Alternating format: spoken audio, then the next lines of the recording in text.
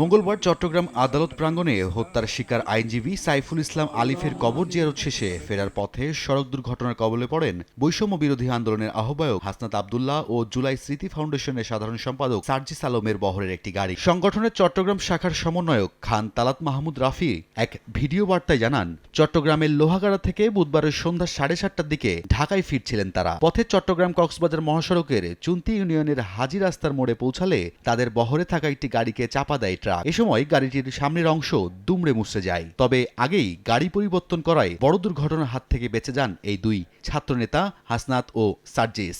যে ট্রাকের মালিক একজন যুবলীগ নেতা যিনি পলাতক রয়েছেন, সেই নেতার মদদে, আওয়ামী সন্ত্রাসীদের মদদে আমাদের জুলাই বিপ্লবের অন্যতম মহানায়কদেরকে হত্যা করার চেষ্টা করা হয়েছে।